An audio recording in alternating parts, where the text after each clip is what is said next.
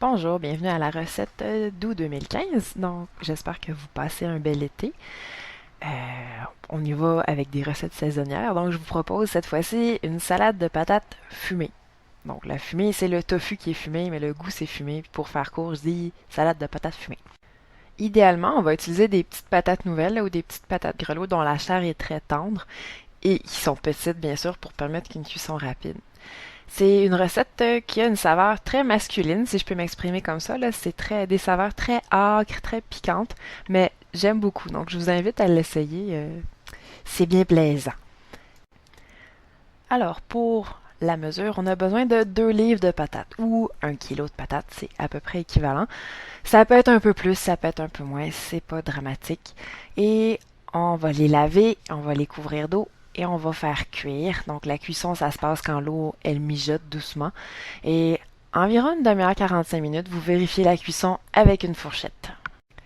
Fait amusant sur les patates que tout le monde devrait savoir, la plupart des vitamines se trouvent directement en dessous de la pelure, d'où l'intérêt de manger les patates avec la pelure.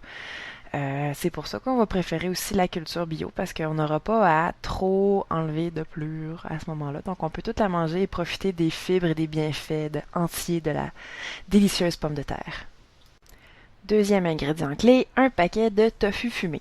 Ça, c'est rendu un ingrédient extrêmement commun là, qu'on trouve dans vraiment beaucoup de supermarchés sans qu'il soit nature. Là, je l'ai vu dans plusieurs métros, plusieurs IGA. Et on va le couper en cubes. Si vous êtes intolérant au soya, ce que je vous suggère, ça va être d'utiliser soit des légumineuses en canne, idéalement une canne sans BPA, ou des légumineuses que vous aurez cuit au préalable et vous ajoutez à ce moment-là des épices qui goûtent le fumé, donc soit le paprika fumé ou de la fumée liquide. Vous pouvez aussi ajouter du chipotle fumé, mais je pense que ça va changer beaucoup la saveur. Ingrédient numéro 3, des oignons verts ou des oignons nouveaux ou ce qu'on appelle au Québec des échalotes.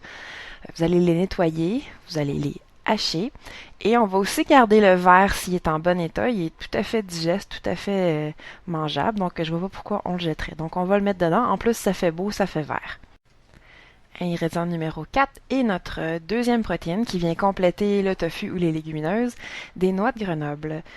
Comme vous voyez, j'utilise les noix de Prana. Vous pouvez les acheter en vrac. Faut juste faire attention des fois. Idéalement, on les conserve au froid parce que les huiles peuvent rancir facilement, là, les noix de Grenoble. Et ça va être une tasse qu'on va faire rôtir au petit four ou au four, à sec ou dans une poêlonne à sec. 5 minutes, surveillez-les. Les noix, ça cuit. Une fois que ça commence à cuire, ça va vite et vous pouvez les brûler facilement. Une fois qu'elles sont rôties, on va les briser en petits morceaux. Maintenant qu'on a tous nos petits morceaux qui ne sont pas les patates qui sont normalement encore en train de cuire, on va toutes les mettre dans un grand bol parce qu'on va aussi ajouter les patates là-dedans, donc il faut qu'ils soient capables de contenir tout ça. Et on va réserver jusqu'à ce que les patates soient cuites. Vous pouvez profiter de ce temps-là pour faire autre chose, faire du lavage par exemple, ou pour laver votre salade d'accompagnement. Lorsque les patates sont cuites, c'est-à-dire quand vous avez passé une fourchette au travers et qu'elle a entré facilement dans la patate et qu'elle en a ressorti facilement, elles sont cuites, vous pouvez les drainer et les passer à l'eau froide pour être capable de les manipuler. Une fois qu'elles sont bien drainées et suffisamment froides, on va les couper en 4 et on va ajouter le tout au grand bol de tout à l'heure. Maintenant, on va préparer la sauce qui va enrober le tout.